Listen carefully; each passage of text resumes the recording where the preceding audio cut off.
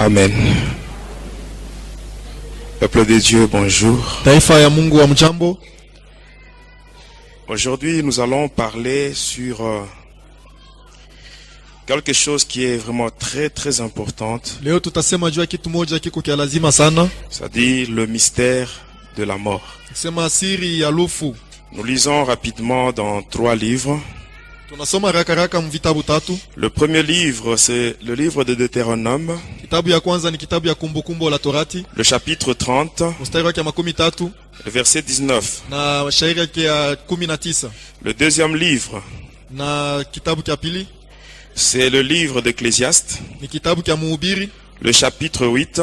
Mstari wake 8. Et le verset 8. Na mstari wa 8. Le dernier livre. Na kitabu kia mwisho. C'est l'évangile selon Jean. Ni Injili kuambatana na Yohane. Jean chapitre 14 verset 6. Yohane 14 mstari wake wa 6. Deutéronome 30 verset 19, nous lisons au nom de Jésus. Kumbukumbu la Torati 13 na sura yake ya 19 tunasoma. J'en prends aujourd'hui à témoin contre vous le ciel et la terre. Nachukua leo kama washuhuda mbingu na dunia. J'ai mis devant toi la vie et la mort. Nilitia mbele yako lufu na uzima. La bénédiction et la malédiction. Baraka na laana. Choisis la vie. Chakula uzima. Afin que tu vives. Hivi upate kuishi. Toi et ta postérité. Wewe na uzao wako. Ecclésiaste 8:8 nous dit ceci. Mhubiri 8:8 inasema, l'homme n'est pas maître de son souffle pour pouvoir le retenir. Mutu si bwana wa pumzi yake jua pate kuishika. Et il n'a aucune puissance sur le jour de la mort. Na hana na uwezo hata moja juu ya siku ya kufa. Il n'y a point de délivrance dans ce combat. Hakuna ukombozi wala mfungulivu juu ile vita. Et la méchanceté ne saurait sauver le méchant. Na ukali hauwezi kuokoa mtu mkali. Jean 14 verset 6. Yohane 14 mstari wake wa 6. Jean 14 verset 6 nous dit ceci. Yohane 6 mstari wa 14 tunasoma. Jésus lui dit, Yesu anamwambia, je suis le chemin, niko njia, la vérité ukweli et la vie. Na uzima. Nul ne vient au Père hakuna mtu anaenda kwa Baba que par moi. Asipokupitia kwangu mimi. Amen. Amen. Aujourd'hui nous parlons sur le mystère de la mort. Leo tunasema kuhusu siri ya lufu. Mais avant cela, kabla ya ile, nous terminons avec la partie qui est restée sur l'armée de Satan. Tunamaliza na ile sehemu ilibakia juu ya jeshi ya Shetani. Sur l'armée de Satan, hier, je vous ai dit que l'armée de Satan est composée de 2 parties. Et ces 2 parties, c'est la partie visible ainsi que la partie invisible. Pour ce qui est de la partie qui est invisible, là nous avons parlé du diable lui-même. Ensuite, nous avons parlé sur les anges déchus et les démons. Ça, c'est la partie invisible. La partie visible, là, nous voyons les sorciers, les magiciens, les rosicruciens, c'est-à-dire tous les êtres humains qui travaillent pour le diable en âme et conscience.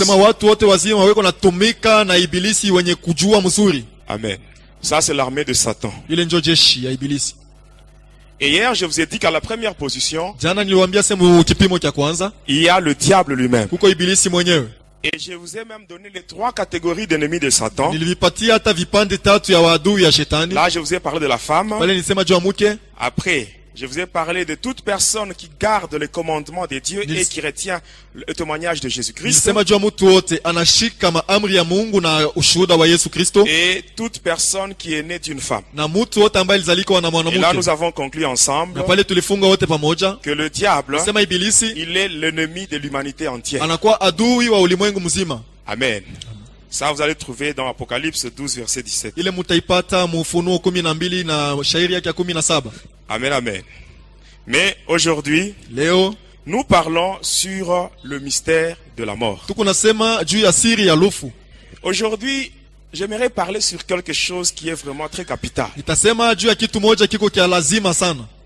Cette chose-là, c'est le choix. Amen. Hein? Amen. Le choix. Kuchakula. Devant toi, mbele yako, il y a la vie et la mort. Kuko uzima, kuko lufu. C'est toi-même qui dois faire un bon choix. Wewe unapaswa kufanya chaguo mzuri. Amen. Si tu fais un mauvais choix, kama una chakula mbaya, Tu seras maudit, toi et ta descendance. Mais si tu fais un bon choix, tu seras béni, toi, ainsi que ta postérité. C'est ce que la Bible nous dit. On a lu cela. Amen. Beaucoup de gens croient que s'il meurt, c'est la fin.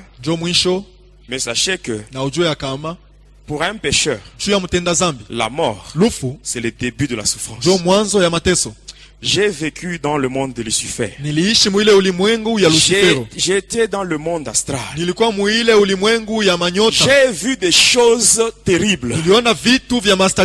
Des choses horribles.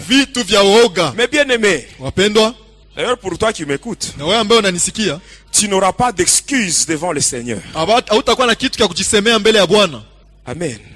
Parce que quand je témoigne, le témoignage que je vous donne, je ne le fais pas pour ma gloire, mais je témoigne pour la gloire de Dieu. C'est-à-dire pendant que je témoigne, je mets ma vie en danger. Et le Seigneur Jésus, c'est lui qui m'a délivré. Il voit tout ce que je fais. Parce que c'est lui qui m'a dit va témoigner. Lorsqu'il m'avait délivré, c'est lui-même de sa propre bouche, il m'avait dit va témoigner. Parce que moi je n'ai pas été délivré par un homme. Il n'y a aucun pasteur qui avait imposé sa main sur ma tête pour que je sois délivré. Moi j'étais mort le 20 décembre 2003. Le 20 décembre et les gens se préparaient pour aller m'enterrer. Mais pendant ce temps-là, j'étais dans le monde astral avec des chaînes, en commençant par les pieds jusqu'au niveau de la bouche et un gros cadenas. Amen. Amen. Aujourd'hui, j'aimerais que nous puissions tous vraiment arranger nos vies vis-à-vis du Seigneur. L'homme n'est pas maître de son souffle pour pouvoir le retenir. Il n'a aucun pouvoir sur le jour de la mort. Quand la mort vient, qui que tu sois, même si tu parles en langue, la mort n'aura pas peur de toi parce que tu parles en langue. Non. Il y a des gens qui avaient beaucoup de dons spirituels, mais ils sont morts. Mais si toi tu es en vie, sache que le Seigneur ne veut pas que tu puisses mourir dans cet état de péché. Et la Bible nous dit que notre Dieu n'aime pas la mort d'un pécheur, mais il déteste le péché. Amen. Bon, à la première position, nous avons parlé sur Lucifer. Deuxième position, ça c'est dans l'armée de Satan. À la deuxième position, il y a les sataniques. Ici, comprenez-moi bien. Il y a une grande différence entre les sataniques et les satanistes.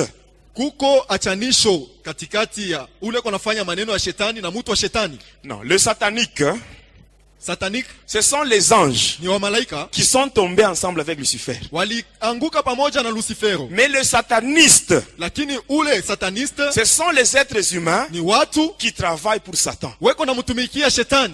On se comprend? Alors les sataniques, ce sont les anges rebelles. Ce sont eux qui occupent la deuxième position. Et ils sont au nombre de 144 000. Cela veut dire le 1/3 des anges de Dieu qui étaient corrompus par Lucifer. Et alors ces anges-là, qui sont au nombre de 144 000, Lucifer, rusé qu'il est, ayant analysé la Bible, dans l'épître de l'apôtre Paul aux Galates, le chapitre 5 et le verset 22, là on nous parle sur le 9 fruits du Saint-Esprit. Alors le diable lui aussi, il a cherché à créer le 9 fruits de l'esprit diabolique. Alors qu'est-ce qu'il a fait? Il a fait la sommation des chiffres qui constituent le nombre de ces anges. kuchanga manamba ile nafanya wingi ya wale wa malaika. Ça dit, on a 144 000. Sema tuko na 144,000. Quand nous faisons la sommation de chiffres, Wakati tunachanga ile manamba nous allons trouver 9. Tutapata 9. Quand vous faites 1 plus 4, 4, 0, 0, 0, ça donne 9. Kama unafanya moja kuchanga na moja na ile 4 4 inafanya 9. Amen. Alors qu'est-ce qu'il a fait? Nini alifanya? Sur le 144 000, jua wale wa 144,000, il a pris 72. Alichukua makumi saba na Les mbili. 72 là, on les appelle les 72 dieux. Wale wa makumi saba na mbili wanawaita wa makumi saba na wa miungu. Alors c'est avec ces 72 dieux qu'il a formé son Na gouvernement. wale wa makumi saba na mbili alifanya serikali yake. Les 72 dieux, Wale wa makumi saba na mbili miungu, il les a divisés ou répartis en 9 groupes. aliwagawanya mu vipande 9. Et dans l'église, Na ndani ya kanisa, amen. Bon, dans la Babylone, vous connaissez très bien la Babylone. kule kubabeli, Babylone la grande, vous connaissez. Amen. Hein? Dans cette église-là, Muile kanisa ile, bon, moi je n'appelle pas cela église. mimi siitaki kanisa. Bon, dans cette histoire-là, Muile kitu, dans cette boîte-là satanique, hein, muile kitu ya shetani, le 9 groupes-là, ile mankundi on 9, les appelle le 9 cœurs des anges. banaita mioyo 9 ya wamalaika. Et ici, j'attire votre attention. Na hapa nakokota angalisho yenu. Faites très attention, mes bien-aimés. Keba ange wapendwa, Tel que vous êtes, vile muko, ne faites jamais de prières adressées aux anges. usifanye maombi ya kuambia wamalaika. Amen. Il faut prier Napasha kuomba Dieu au nom de Jésus. Mungu katika jina la Yesu. Même la protection, nous l'avons au nom de Jésus. Hata ukingo tuko nayo kupitia jina la Yesu. N'invoquez jamais les anges. Usiite kamwe wa Parce que malaika. le diable, hein, Juu ibilisi il a pris même le nom qu'avaient d'autres anges de Dieu. alichukua hata manjina ilikuwa na Il a malaika donné wengine wa ce Mungu. nom-là à ces anges. Anapatia hao ba Les malaika anges baki. rebelles. Ba malaika watomboki. Faites très attention. Ukebe ange. Dans cette boîte-là, Muile nkunji, il y avait une prière là que beaucoup de gens ont déjà fait ici. kulikuwa maombi moja watu wengi wananisha kufanya En hapa. Swahili, on disait ceci. Mu Swahili wanasema hivi. Wamalaika walinzi wetu mutulinde katika hatari zote za roho na za mwili. Ça c'est connu. Ile watu wote wanajua. Vous savez que c'est une prière satanique. Unajua sema ni maombi ya C'est pour invoquer les anges de Lucifer. Nilicho kuita wa malaika wa Lucifero. Amen.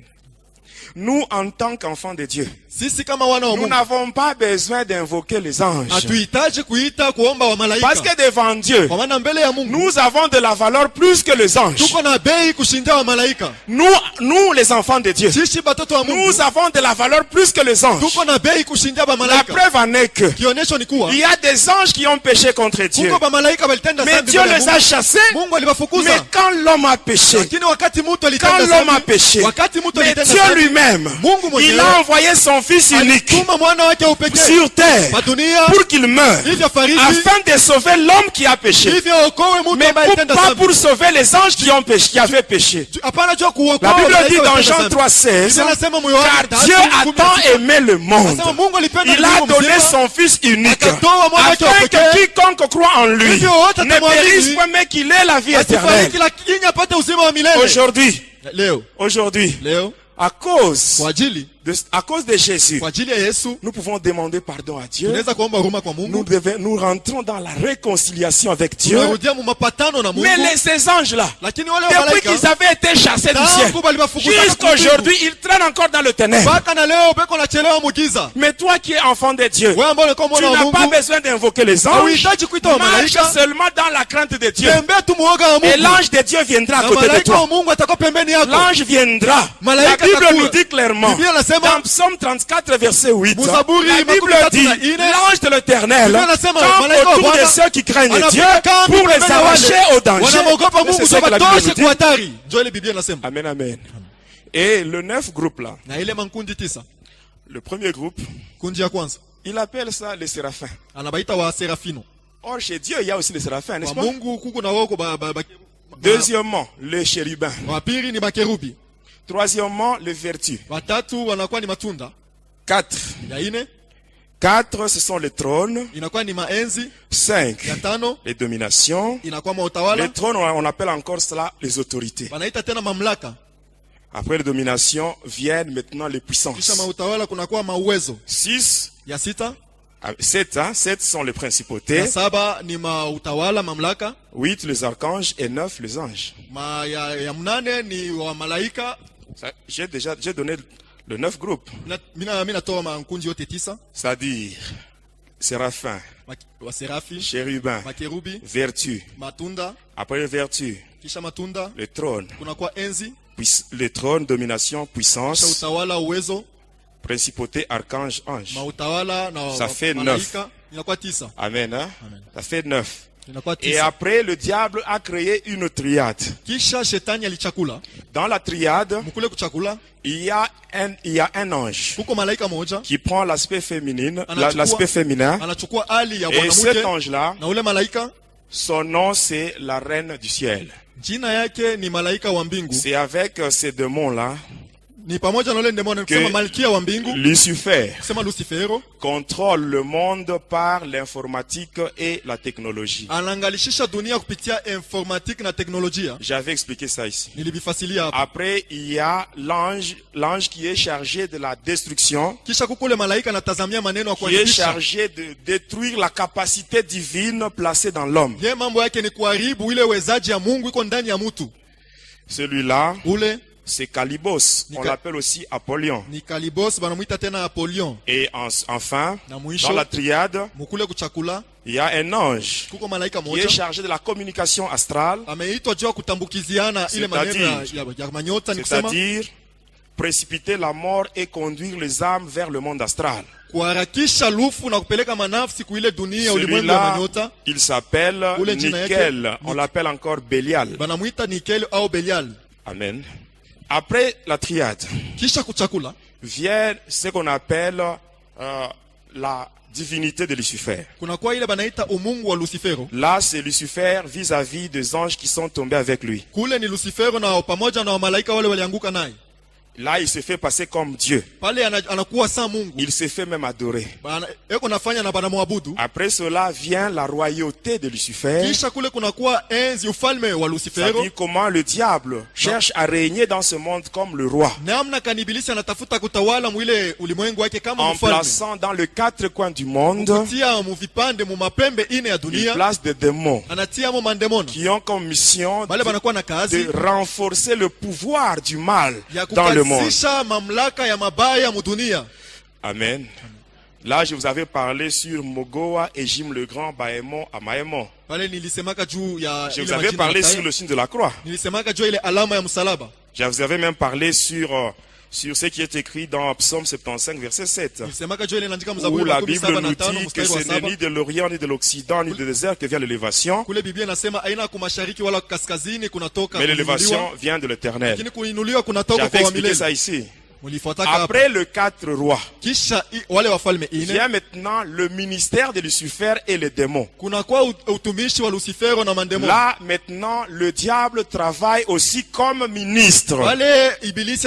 C'est-à-dire du lundi jusqu'au dimanche. Là, il y a 6 ministres de Lucifer. 6 ministres.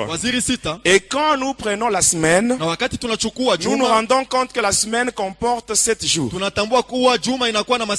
Et là, nous parlons de 6 ministres de Lucifer. C'est-à-dire qu'il reste un jour. Et ce jour-là qui reste, c'est Lucifer lui-même qui travaille comme ministre. Amen. Du lundi jusqu'au dimanche. Ainsi, on commence avec le lundi. Je vous donne ça rapidement parce qu'on doit passer sur, on doit parler sur le monde de Lucifer qu'on appelle communément le deuxième monde. Amen. Le lundi, celui qui travaille. D'abord, les démons, ils travaillent 24 heures sur 24. Mais les heures que je vais vous donner, ce sont les heures de pointe. Les heures où on prend des décisions pour envoyer maintenant des démons. Ainsi le lundi, celui qui travaille le lundi, c'est Lucifer lui-même. Satan. Il travaille de 23h à minuit et de 3h à 4h du matin. Amen. Sa mission c'est quoi? La destruction dans tous les domaines. Quand vous lisez Jean 10:10, là on parle du voleur qui ne vient que pour détruire, égorger, dérober. C'est ainsi que quand vous observez et vous analysez très bien la journée de lundi, vous allez voir qu'il y a une lourdeur. Les choses ne marchent pas. Je ne sais pas si vous avez déjà observé cela. Lundi, c'est le jour où le diable, Lucifer lui-même, il travaille. Amen. Mardi. Pour mardi, celui qui travaille, son nom c'est Nabrot. Nabrot, il travaille de 9h à 10h et de 21h à 22h. Sa mission c'est quoi? Répandre l'honneur ainsi que la gloire de Lucifer dans le monde. C'est celui-là qui pousse les êtres humains à faire des choses qui reflètent la gloire de Satan. Quand tu mens, c'est la gloire de qui? Quand tu écoutes la musique mondaine, bien aimé, j'insiste sur ça. Parce que quand j'étais dans le monde de Gouldes, le monde qui est dirigé par le dragon de montagne qu'on appelle Zeus, j'avais vu des musiciens, ceux-là qui nous font la musique mondaine, ceux-là qui nous font la musique profane. Je les avais trouvés là. Il y avait des musiciens qui avalaient des serpents à 2 têtes. Des musiciens qui avalaient des serpents à 3 têtes. Et vous allez voir un musicien, quand il chante, lui-même, il change de voix. Il y a seulement une seule voix qui est à lui. Et les 2 autres voix, ce sont des voix qui sont chantées par les démons. Et en écoutant cette musique dans votre maison, vous invitez les démons. C'est drôle mais bien aimé. Il y a des gens dans leur maison, c'est le diable qui règne par la musique mondaine. Mais quand ils ont des problèmes, ils vont vite chez Jésus. Jésus, aide-moi, aide-moi. Non, Jésus ne va pas t'aider. Parce que dans ta maison, c'est déjà le diable qui règne. Ici, j'attire l'attention des parents. Il ne faut pas vous plier aux caprices de vos enfants. Parce que quand ils mettent des musiques mondaines dans vos maisons, quand les démons entrent, ce n'est pas seulement vos enfants qui sont touchés par ces démons. Ces démons entrent et ils mettent du désordre dans toute la maison. Et il y a des blocages. Il y a des difficultés. Amen. Hein? Dans des maisons à cause de ces histoires-là. Et même quand je parle l'Esprit de Dieu me dit, il y a parmi nous ici beaucoup de gens qui ont ces musiques mondaines-là dans leur maison et ils se disent aussi chrétiens, enfants de Dieu. Mais bien aimés, nous en tant qu'enfants de Dieu, nous devons savoir que nous sommes dans le monde, mais nous ne sommes pas de ce monde. Amen. Tu risques de rater le ciel, hein? À cause des choses là inutiles. Quand tu mens, quand tu fais l'impudicité, quand tu triches, c'est la gloire de qui? Quand tu vas au stade pour voir le catch, c'est la gloire de qui? Quand tu t'habilles mal, c'est la gloire de qui? Amen. Voyez, ces démons-là, ils travaillent sérieusement. La Bible nous dit, en toutes circonstances, nous devons rendre gloire à Dieu. Même dans ma façon de parler, dans ma façon de m'habiller, dans ma façon de marcher, il faut que tout ce que je dois faire, que cela puisse refléter la gloire de Dieu. Mais si tu fais des choses qui reflètent la gloire de Satan, tu es poussé par un démon. Amen. Les anges là de Satan qui travaillent, ils ont des rames et des rames de démons. Amen. Lui, il est là, il prend des décisions pour envoyer les démons. Amen. Il peut avoir plusieurs légions de démons. Un seul ange de Satan. Un seul ange, il peut avoir beaucoup de légions. Or, une légion de démons est constituée de 13 000 démons.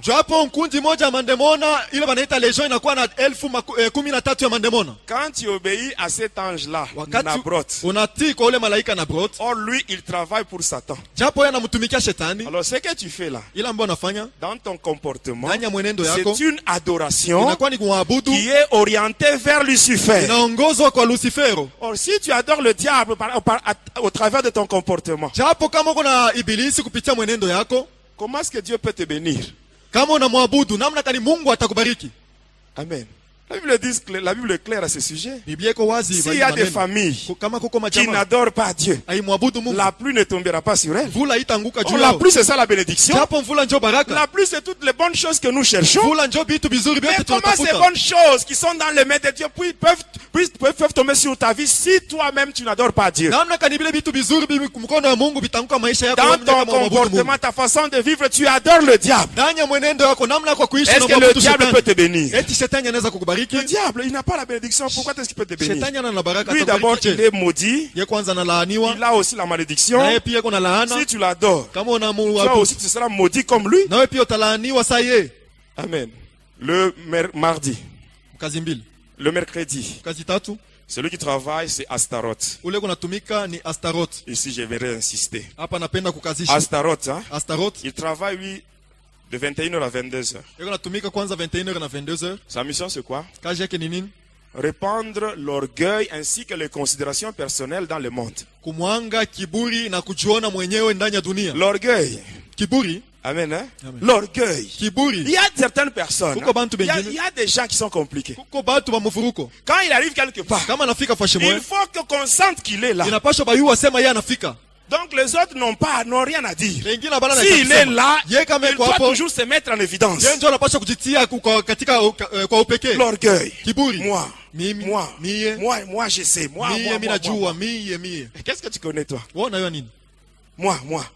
Tu es qui? Si le Seigneur Jésus, il retire seulement le souffle. Mais tu seras seulement une poussière qu'on va jeter quelque part. Pourquoi l'orgueil? L'orgueil précède la chute. La Bible dit dans Jacques 4 verset 6. La Bible dit ceci. Dieu résiste aux orgueilleux et il fait grâce aux humbles. Et la Bible continue à nous dire ceci. Quand nous lisons Jacques 4 verset 10. La Bible dit, humiliez-vous devant le Seigneur et il vous élèvera. Amen. L'humilité précède l'élévation. L'orgueil. Pourquoi l'orgueil? L'orgueil devant les parents. L'orgueil partout. Si tu as l'orgueil, hein, sache qu'il y a des démons en toi.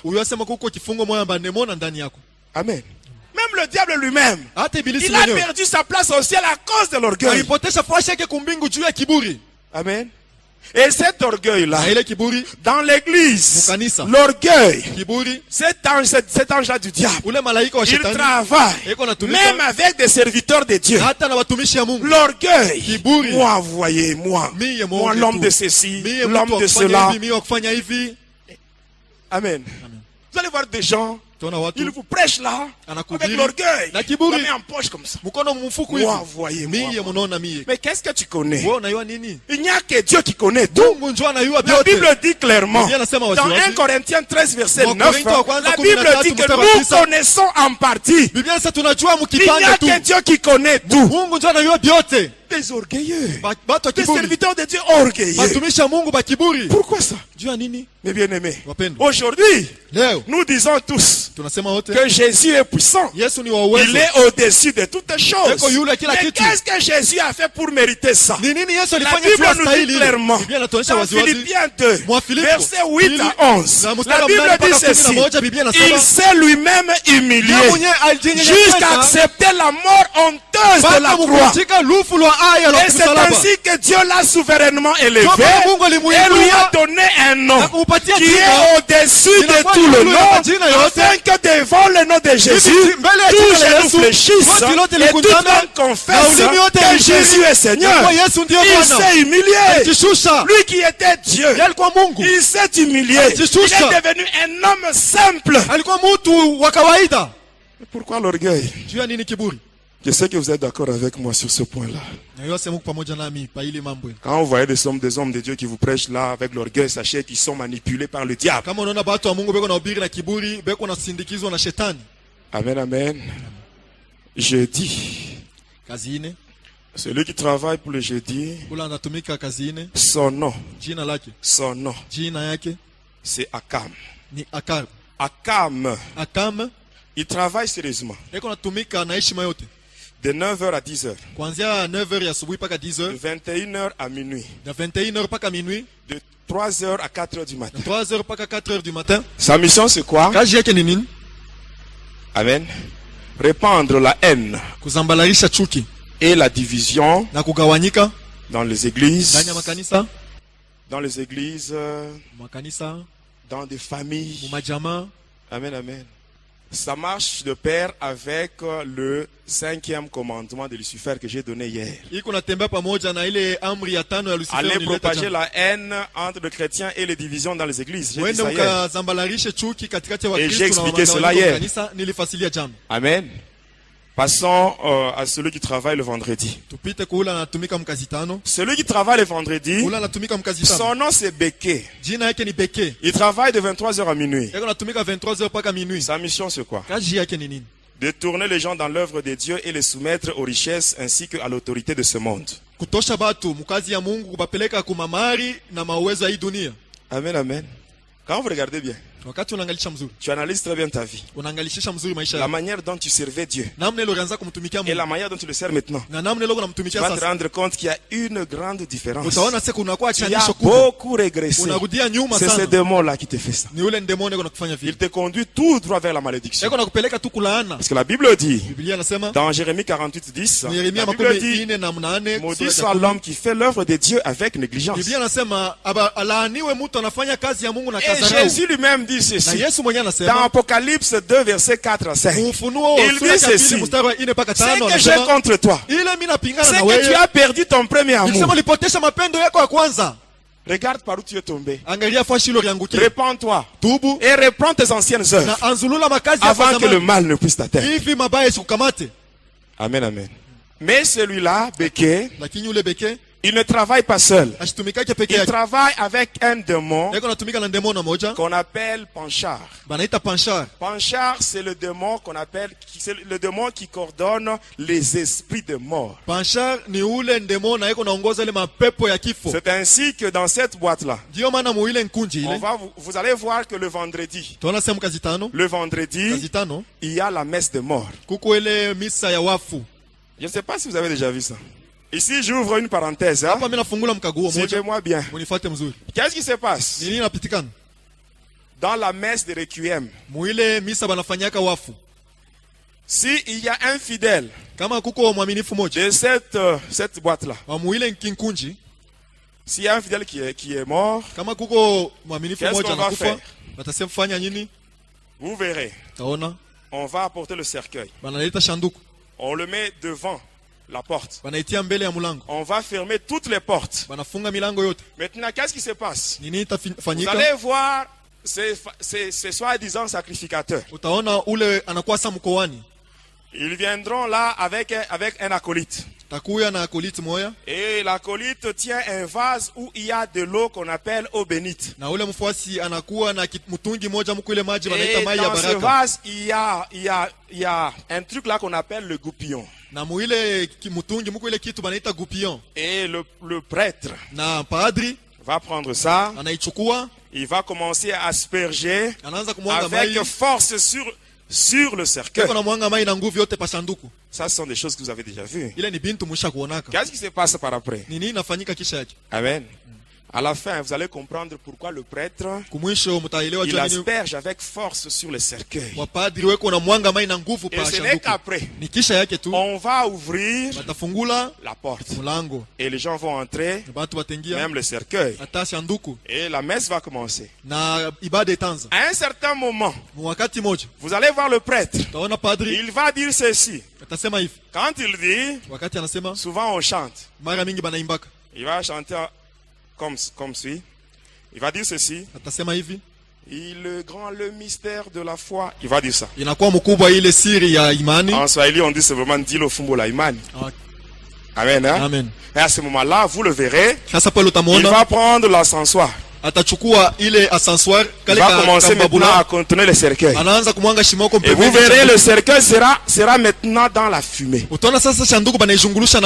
Et quand il dit il est grand le mystère de la foi, c'est à partir de ce moment-là qu'il y a une pierre blanche qui se trouve du côté gauche de la sacristie. Cette pierre s'ouvre.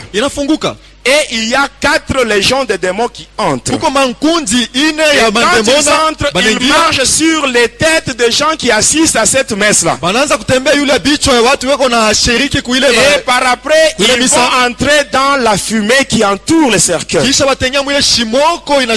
là, vous allez sentir l'odeur de l'encens. Une fois que tu aspires, automatiquement, quand la fumée entre, c'est l'odeur là. Quand ça entre en toi, il y a aussi les démons qui entrent.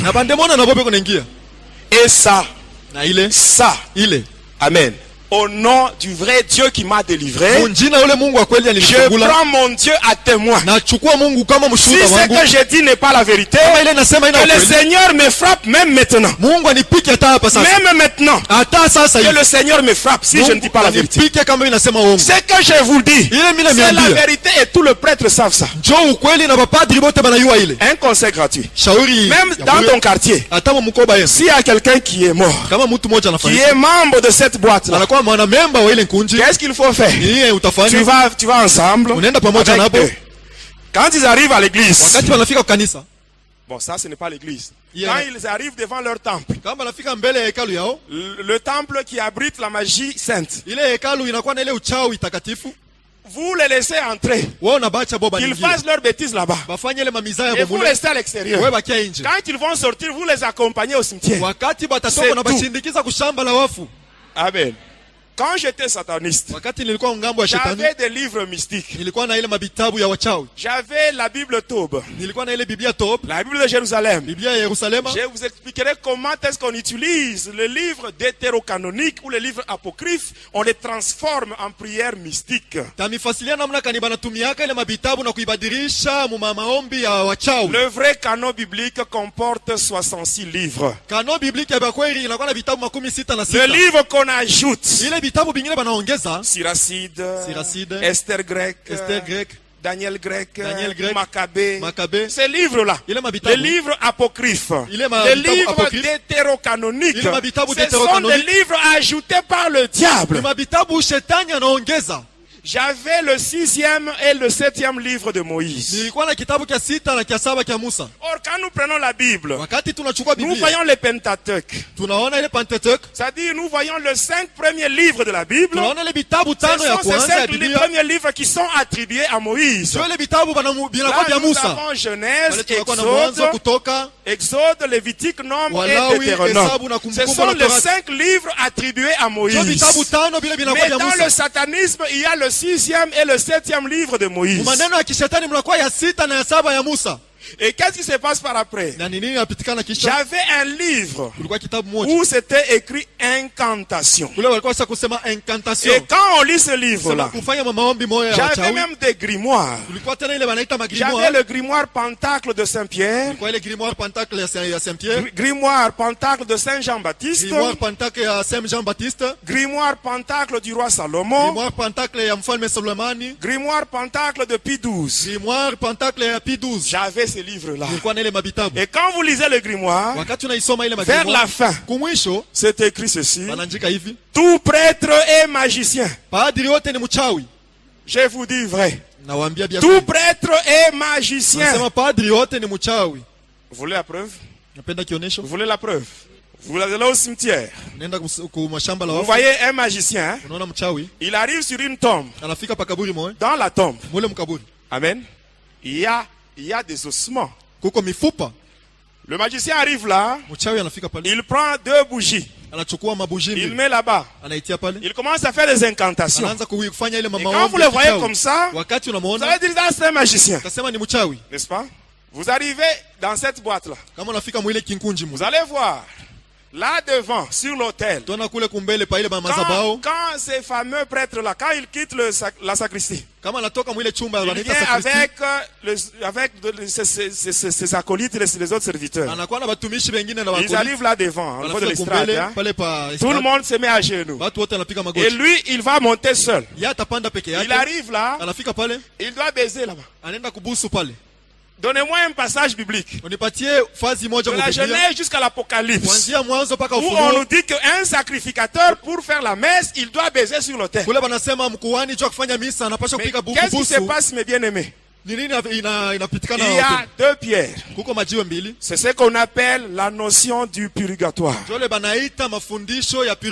Il y a deux pierres qui ont été coupées à Jérusalem. Amen. Vous voyez le sépulcre de Jésus. Le sépulcre de Jésus. Quand vous arrivez là, à l'entrée, il y avait une pierre. Et à l'intérieur, il y avait une autre pierre où on avait allongé le corps du Seigneur. Ces gens-là, ils sont allés à Jérusalem. À la pierre d'entrée, ils ont coupé une partie. Même la pierre de l'intérieur, ils ont coupé une deuxième partie. La pierre de l'entrée, la partie qu'on a coupée, on appelle ça le pétras. La pierre de l'intérieur, la partie qu'on a coupée, on appelle ça le pétros. Ils ont pris ça, les deux pierres. Ils ont conduit dans le monde Armstrong, c'est-à-dire le domaine marial.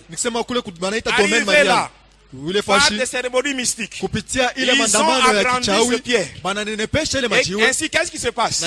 Partout où on veut construire un temple qui doit abriter cette religion-là, on doit aller dans le monde Armstrong pour couper à ces deux pierres. La première pierre, Pétras, c'est ce qu'on met pendant qu'on construit le temple, au niveau de la fondation, du côté gauche de la sacristie, on met la pierre là-bas. Et c'est cette pierre-là qui permet aux satanistes, quand ils veulent se rendre dans le monde de Lucifer, qu'est-ce qu'ils font? Amen, amen. Vous êtes fâchés? Amen. Ici j'insiste, hein? Le témoignage que je donne, amen, ça n'engage que moi. Ce n'est pas le pasteur qui m'a dit de parler sur ça. Il n'était pas avec moi dans le monde de Satan. Ce que j'explique, ça n'engage que moi. Amen.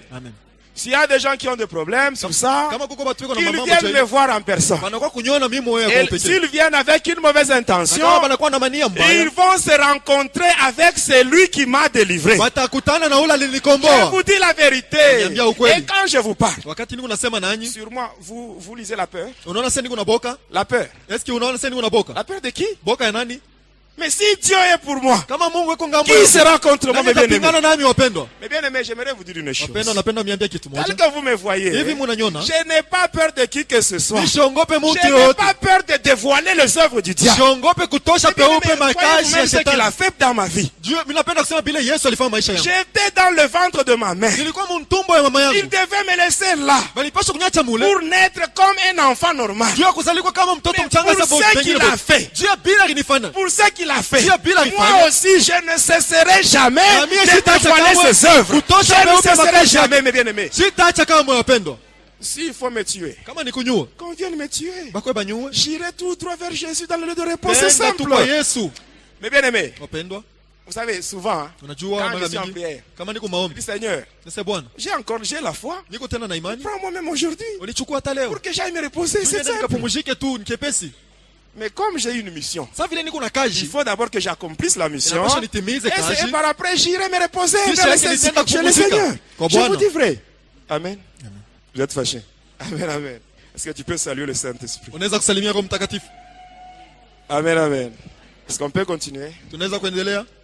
Avec ces deux pierres-là, ces deux pierres, quand un sataniste veut se rendre dans le monde de ténèbres, qu'est-ce qu'il fait? Il utilise une incantation qui est dans le livre qu'on appelle Missel. Vous savez le Missel, hein?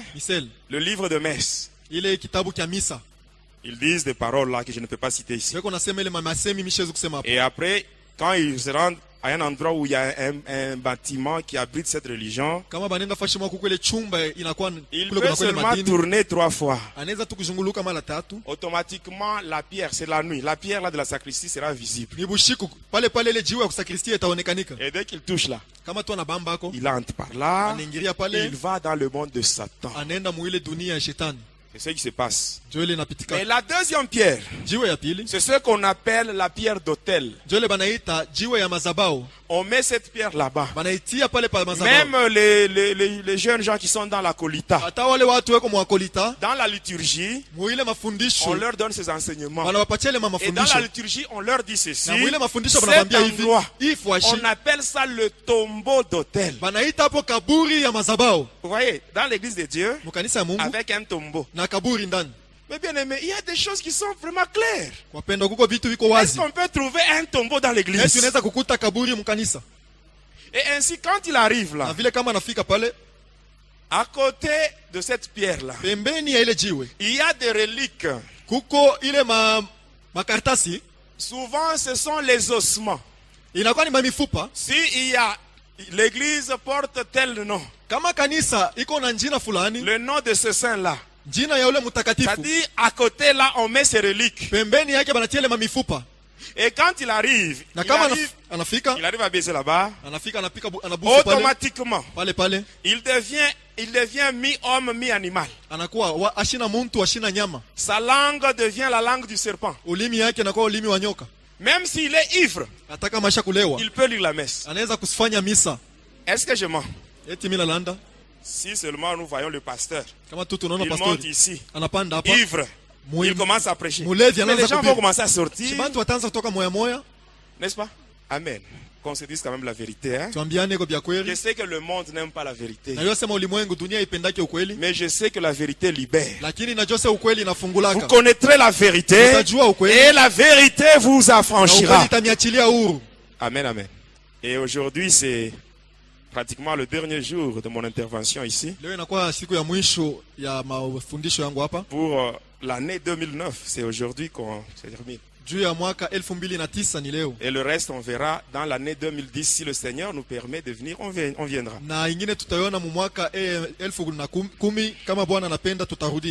Amen. Demain, je vais intervenir seulement dans le réveillon, mais pendant la journée, je ne travaille pas. Amen, amen. Vous savez pourquoi je parle sur ces choses? Parce que la nuit, j'étais combattu. Je n'ai pas pu fermer l'œil toute la nuit. Jusqu'à 6h, 6h15. Pendant que vous étiez au lit. Mais moi je n'étais pas au lit, je n'ai pas pu même fermer l'œil. Tout ça à cause du diable. Et s'il faut dévoiler les œuvres du diable, mais je le ferai. Partout je témoignerai. Amen. Amen, amen. Ainsi, qu'est-ce qui se passe? Quand il arrive à baiser là-bas, il devient mi-homme, mi-animal. Sa langue devient la langue du serpent. Et par après, amen, commence à lire la messe. Ça crée le contact avec le monde de ténèbres. Et là, je vous ai parlé sur le magicien qu'on voit au cimetière avec 2 bougies. Et à l'intérieur de la tombe, on voit il y a des ossements. Mais là-bas, il y a aussi des ossements. N'est-ce pas? Et on place aussi 2 bougies. N'est-ce pas? Et il commence à parler. Mais quelle est la différence y a-t-il entre lui qui fait ça et le magicien qu'on peut Il y a une différence. Il y a une différence. Et alors, les 2 bougies là, ça représente les 2 piliers de l'arbre de vie kabbalistique. La bougie de la droite, on appelle ça le pilier de la miséricorde. La bougie de la gauche, on appelle ça le pilier de la rigueur. Et ça permet la descente des divinités solaires. Et maintenant, quand on prend l'encensoir, on met l'encens. Il y a la fumée qui monte. Ça, c'est pour atteindre la 9e émanation qui est l'émanation de Lucifer, pour faire descendre l'influence de Lucifer dans l'église. Faites attention. Tout ce que je vous dis, c'est la vérité, la pure vérité. Bon, on parlait sur Panchar. On parle maintenant sur le démon qui travaille le samedi. Son nom, c'est Nabam. Nabam, il a 2 missions. Il travaille lui aussi de 23h à minuit. Sa première mission c'est quoi? Sa première mission, pousser les humains jusqu'aux conséquences fâcheuses de leurs actes. C'est ces démons-là, amen, qui poussent beaucoup de gens à ne pas obéir aux conseils qu'on leur donne. Juste seulement le jour où il verra les conséquences de ces actes, c'est à ce moment-là qu'il va se rappeler des conseils qu'on lui avait donnés. On te dit cesse l'impudicité. Tu ne veux pas comprendre. Mais le jour où on t'engrosse, et celui qui t'a engrossé, il prend fuite. C'est à ce moment-là que tu commences maintenant à te rappeler des conseils qu'on t'avait dit. Si j'avais compris. Toi tu comprends seulement en retard. On te dit mais ne triche pas. Ne triche pas. Tu ne peux pas comprendre. Un jour on t'attrape en train de tricher. On te donne 0 à l'examen. Et c'est à ce moment-là tu commences maintenant à te rappeler des conseils qu'on t'a dit. Et les gens me disent même aujourd'hui que quelquefois les conséquences corrigent mieux que les conseils. Faites attention, mais ça dépend. Parce que les conséquences sont différentes. Bon, si on te dit, cesse l'impudicité. Tu ne veux pas comprendre. Un jour tu apprends qu'un papa ou un monsieur avec qui tu sortais, et ce monsieur-là est mort du sida. Vous voyez un peu la conséquence là? Vous voyez? Mais pour nous qui sommes enfants de Dieu, la Bible dit ceci. Quand nous lisons 1 Samuel 15:22, la Bible dit l'obéissance vaut mieux que le sacrifice. Amen. Sa deuxième mission c'est quoi? Pousser les humains vers le végétariat. Amen. Hein? Amen. Vous allez voir. En cours de route, vous voyez des jeunes gens avec des boucles d'oreilles, des jeunes gens avec des cheveux défrisés, des jeunes gens avec des cheveux tressés, parce que tu as vu tel musicien avec des cheveux tressés, toi aussi tu dois faire ça. Amen. Et aujourd'hui, ces démons-là, ils travaillent sérieusement. Ils travaillent sérieusement. Même dans les églises. Ces démons-là travaillent. À partir de l'habillement. Aujourd'hui, il y a certaines personnes qui viennent à l'église pour faire la concurrence. Pour qu'on voit que moi aussi j'ai porté ça. On sente que moi aussi j'ai su. Au lieu de chercher Dieu, mais toi tu te limites à des futilités. Amen. Dans l'église, ces démons travaillent même souvent dans des chorales, dans des groupes de louanges. Les choristes surtout. Amen. Il y a des choristes qui chantent pour être admirés. Au lieu de chanter pour la gloire de Dieu. Quand on chante, il faut chanter pour la gloire de Dieu. Et non pas chanter pour être admiré. Ces démons travaillent. Vous allez voir. À un certain moment, soit dans la louange, vous voyez des gens qui dansent dans des églises, on commence à faire des danses mondaines. Au niveau de synthé, on commence à balancer des mélodies mondaines dans l'église de Dieu. Dans l'église de Dieu. Mais bien aimé, il y a une différence. Hein? Dieu, on ne le respecte pas. Dieu, on le craint. Dieu, on le craint. Tu peux respecter tes parents. Tu peux respecter toute personne qui te dépasse en âge. Mais Dieu, on le craint. Dieu, on le craint. Dieu, on le craint. Dieu, il peut te tuer aujourd'hui. Tu meurs.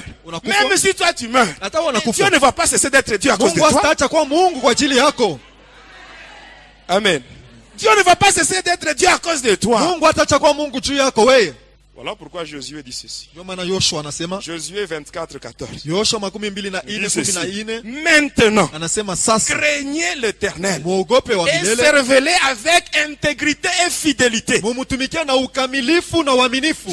disparaître tous les dieux qu'ont servi vos pères de l'autre côté du fleuve et en Égypte. Quand tu étais dans le monde, tu faisais beaucoup de choses. Mais quand tu es maintenant dans le Seigneur, la Bible dit maintenant, craignez l'Éternel. Il y a des choses que nous voyons dans l'église, mes bien-aimés, ce n'est pas bien.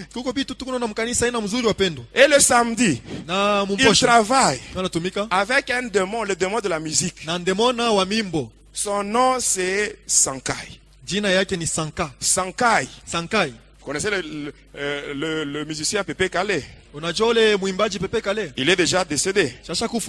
Quand vous suivez ces anciens albums-là, il parlait de Sankai. Sankai veut dire simplement envoûtement. Ici, je vais vous parler sur quelque chose. Ici, il y a des enfants de Dieu. Moi, je n'écoute pas la musique congolaise, la musique congolaise mondaine. Je n'écoute pas. Moi, j'aime le slow, j'aime le reggae, j'aime la musique rock. Il y a parmi nous ici des gens qui ont ces histoires dans leur maison, qui ont des CD, des DVD, des histoires. Zouk, Slow, Céline Dion. Est-ce que vous savez que Céline Dion est une prêtresse de Lucifer? Céline Dion, prêtresse de Lucifer. Madonna, Shakira, Britney Spears. Amen. La liste est longue, hein? La liste.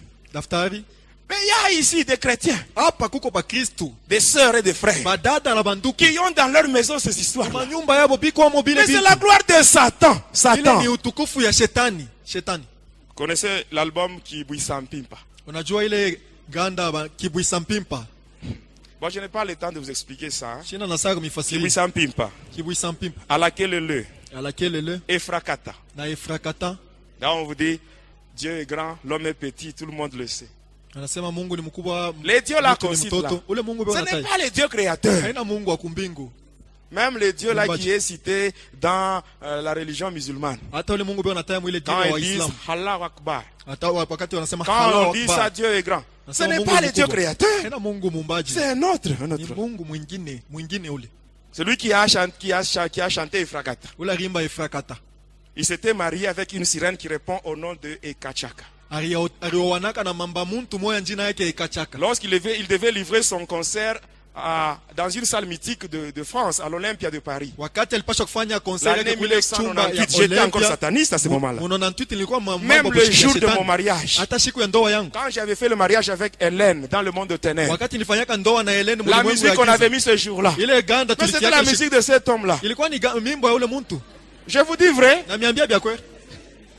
son vrai nom, c'est Akram. Akram, ce qui veut dire Antoine Christian Agbe Pamumba. C'est ça son vrai nom. Antoine Christian Agbe Pamumba. C'est ça son vrai nom. Cet homme-là qui a chanté Frakata, V12, Affaire d'État. Cet homme-là. C'est ça son vrai nom. Un sataniste tout fait. Même celui qui a chanté à laquelle le Kibwisa. Amen. Bon, malheureusement, on n'a pas le temps. Amen. Bon, je termine.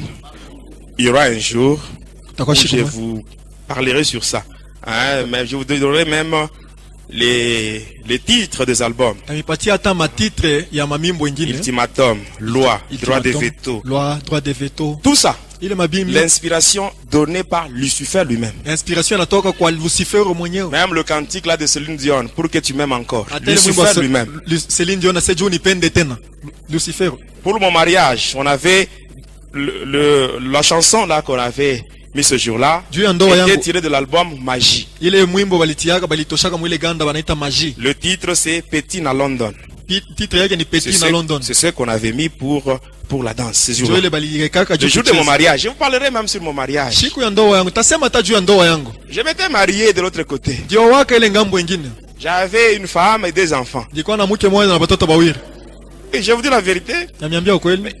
Vous voulez que je puisse cacher? Mais si je cache, c'est comme si je suis en train de glorifier Satan. Je vous promets que je vous donnerai d'autres. Ceux qui restent, je donnerai. Je donnerai tout, donc toutes les explications. Amen. Sur les différents albums, comment est-ce qu'on a chanté ça. Le dimanche, celui qui travaille, c'est Akiel. Le démon de la pauvreté, c'est celui-là qui pousse les gens à ne pas offrir. Il travaille de 12h à 1h du matin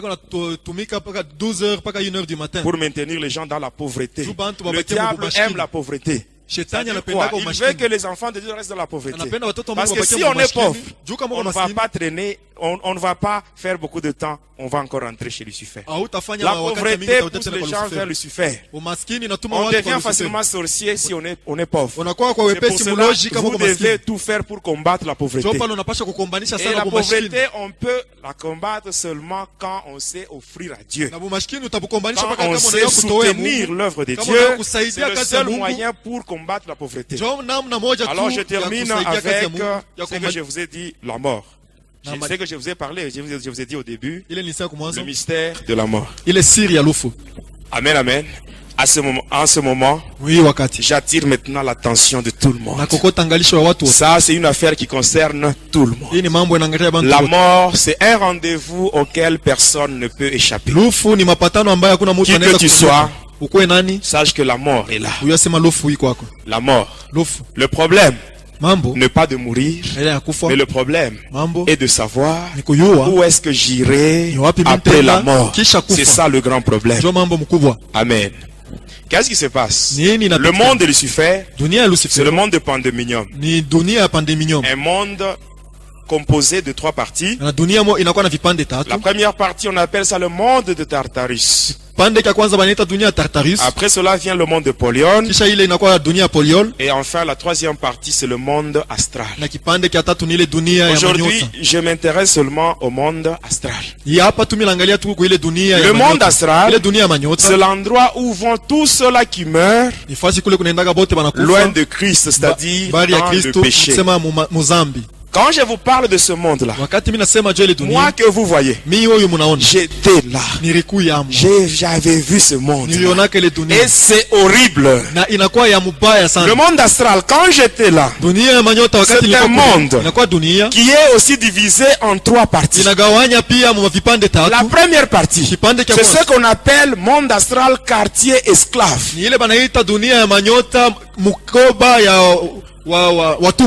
Qu'est-ce qu'on appelle quartier esclave? C'est l'endroit où vont tous les païens ainsi que les chrétiens hypocrites.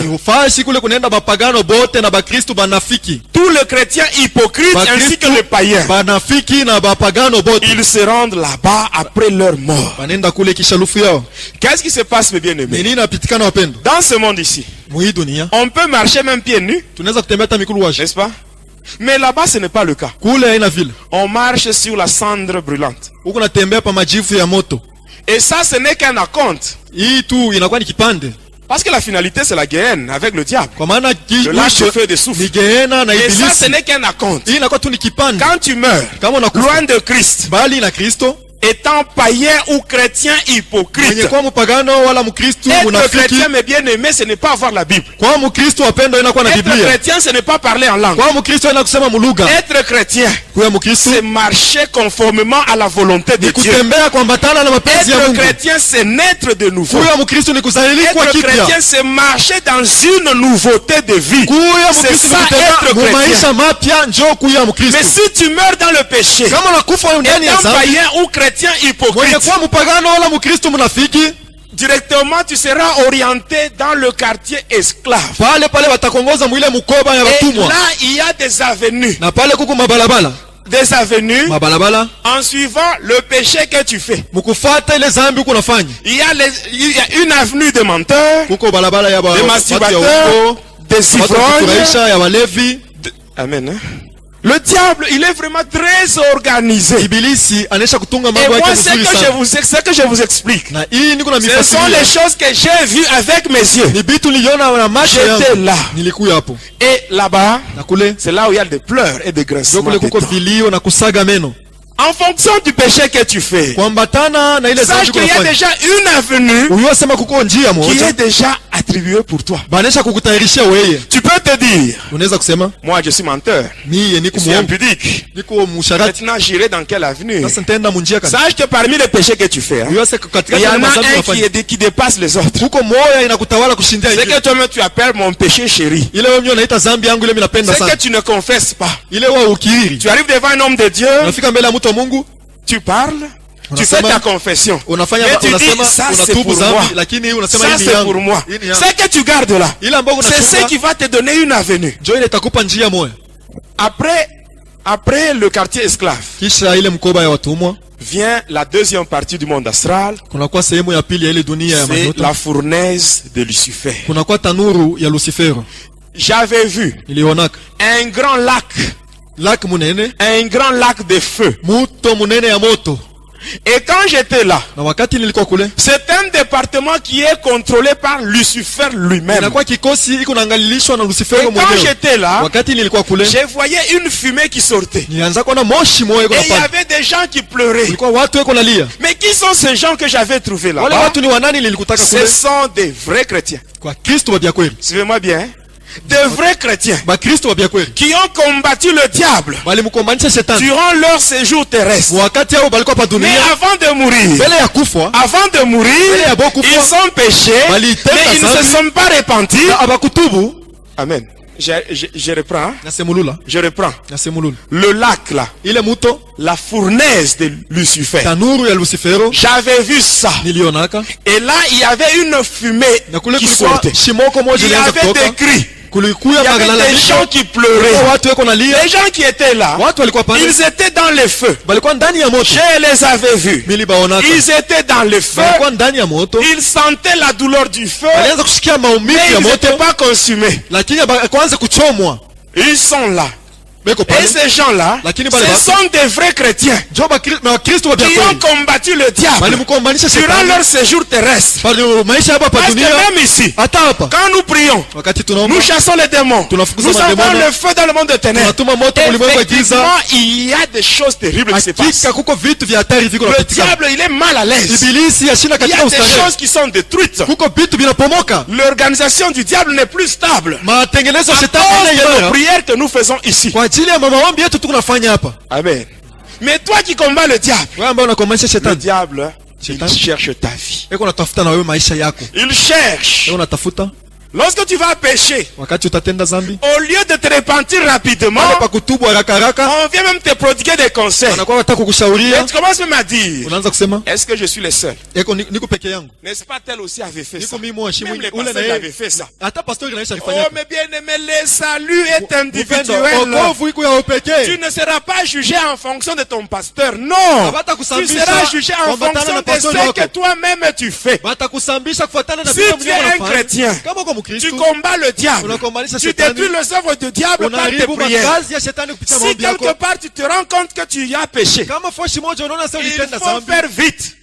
Tu dois te repentir, tu demandes la sanctification, tu te repens et tu demandes le sang de Jésus pour être sanctifié. Mais si tu ne fais pas ça, toi qui combattais le diable, toi qui as déjà régressé, sache que c'est le diable qui fait ça. La Bible dit ceci, que ceux qui se sanctifient davantage. Mais toi tu combattais le diable. Regarde maintenant aujourd'hui comment tu as régressé. Comment tu as régressé. C'est le diable qui fait ça pour t'éloigner de Dieu afin de te tuer. Et quand il va te tuer, toi tu n'iras pas dans le quartier esclave. Mais toi c'est la fournaise qui t'attend. Tu es là. Regarde la manière dont tu servais Dieu et la manière dont tu le sers maintenant. Tu vas te rendre compte que tu as beaucoup régressé. Ça c'est le diable qui fait ça. Pendant que tu es en train de régresser, le diable aura maintenant accès à ta vie et il te prend Tu vas là. Tu te souviendras de moi. Hein? Mais ça sera trop tard. Ça sera trop tard. Et le dernier endroit, c'est ce qu'on appelle le séjour de mort. C'est-à-dire au monde astral, séjour de mort. C'est là où vont tous les êtres humains qui ont travaillé pour le diable en âme et conscience. Sorciers, magiciens, rosicruciens, catcheurs. Quand tu meurs, le diable ne va pas te remercier. Il ne va pas dire comme toi tu as offert 200 personnes, ça va. Ce n'est pas ça. Ce n'est pas ça. Il te prend. Hein? Tu vas maintenant dans une cellule. Et là, il y a plusieurs cellules.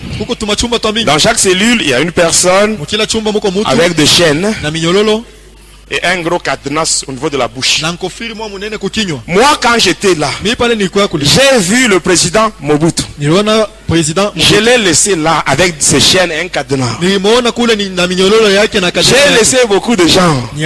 Luambo Makiadi, Pépé Calais, tous ces gens-là, ils sont dans le monde astral enchaînés avec des cadenas. Et la liste est vraiment longue, je ne saurais pas vous donner. La liste est très longue. Amen, amen. Amen. Le monde astral. Maintenant, qu'est-ce qui se passe quand une personne meurt? Si une personne meurt, on lave son corps, on le met dans le cercueil. Et là, on l'oriente vers le cimetière. On va l'enterrer. Qu'est-ce qui se passe? Vous êtes en route. Vous allez au cimetière. Vous allez enterrer quelqu'un. Et les gens pleurent. Ceux-là qui sont éprouvés. Ils pleurent, ils se lamentent. Nous avons perdu tel. Nous avons perdu tel. Mais pendant que vous pleurez, la personne que vous êtes en train de conduire au cimetière, c'est qui se trouve dans le cercueil, c'est juste son corps, le cadavre. Mais l'homme lui-même, la personne intérieure, se trouve au-dessus du cercueil en train de pleurer plus que vous.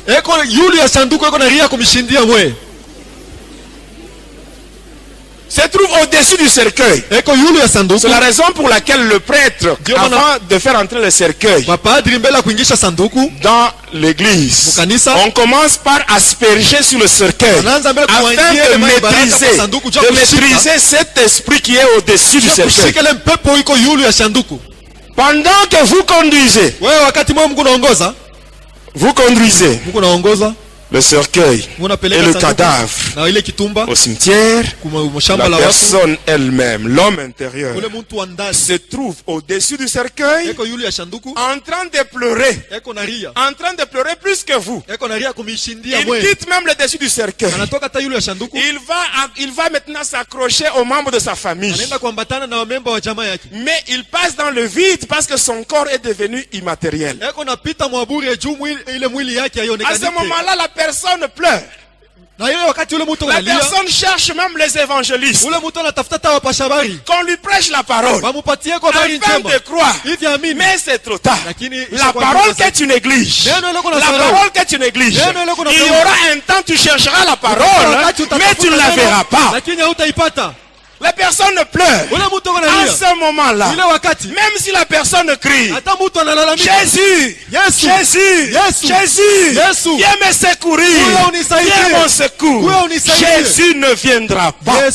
Parce que Jésus, il n'est pas un Dieu de mort, mais c'est un Dieu de vivant. Pendant que tu es encore en vie, change ta façon de vivre. Tu as encore l'occasion. Abandonne l'impudicité, abandonne le mensonge, abandonne la médisance, abandonne l'escroquerie, abandonne ce que tu fais, abandonne toutes ces mauvaises choses, abandonne. Tu as encore l'occasion.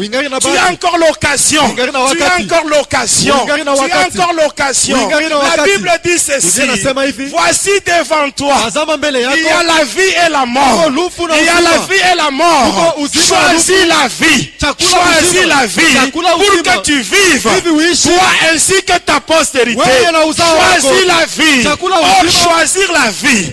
Choisir la vie, c'est accepter le Seigneur Jésus comme Seigneur et Sauveur. Parce que lui, il est le chemin, la vérité et la vie. Donne ta vie à Jésus aujourd'hui. Aujourd'hui, tu dois faire le choix. Tu dois faire le choix. Parce que devant toi, il y a la vie et la mort. Oh mes bien-aimés, il y a des gens qui ont déjà choisi le Seigneur Jésus seulement comme leur sauveur, mais pas comme leur Seigneur. On le choisit comme sauveur, on accepte que c'est le sacrifice qu'il a fait à la croix, c'était pour me sauver. Là, on l'accepte comme sauveur. Mais l'accepter comme Seigneur, c'est maintenant marcher conformément à la volonté de Dieu. C'est ça, accepter Jésus comme son Seigneur.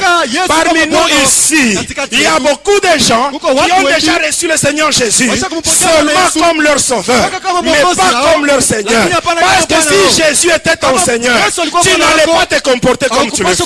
Quand si Jésus était ton Seigneur, tu n'allais pas marcher dans le mensonge. Si Jésus était ton Seigneur, tu n'allais pas compter dans l'impudicité. Si Jésus était ton Seigneur, tu allais changer ta façon de vivre, même ton comportement. Tout cela devait refléter la gloire de Dieu. Si tu fais encore des choses qui ne reflètent pas la gloire de Dieu, sache que tu ne l'as pas encore choisi. Tu ne l'as pas encore choisi. Aujourd'hui, le Seigneur Jésus, il te donne l'occasion de le choisir, qu'il soit ton Seigneur, qu'il soit ton sauveur. Parce que si tu choisis Jésus, les jours de la mort, même si tu meurs, tu n'iras pas dans le séjour de mort, tu n'iras pas dans le monde astral, mais tu iras dans le lieu de repos. Parce que la Bible dit, heureux dès à présent, le mort qui meurt dans le Seigneur, ils vont se reposer et leurs œuvres les accompagnent. Même toi, si la mort vient, si tu as déjà donné ta vie au Jésus, si tu as déjà donné ta vie au Seigneur Jésus, tu ne peux pas avoir peur. Parce que toi, le jour de ta mort, ça sera un voyage vers le lieu de repos. Et même tes œuvres vont t'accompagner. Donne ta vie à Jésus aujourd'hui. Qu'il soit ton Seigneur. Qu'il soit ton Seigneur. Qu'il soit ton Seigneur. Abandonne le péché. Abandonne le péché. Abandonne ce que tu fais. Abandonne ce mauvais comportement. Abandonne cela. Et Jésus lui-même, il va faire le reste. Que mon Dieu vous bénisse.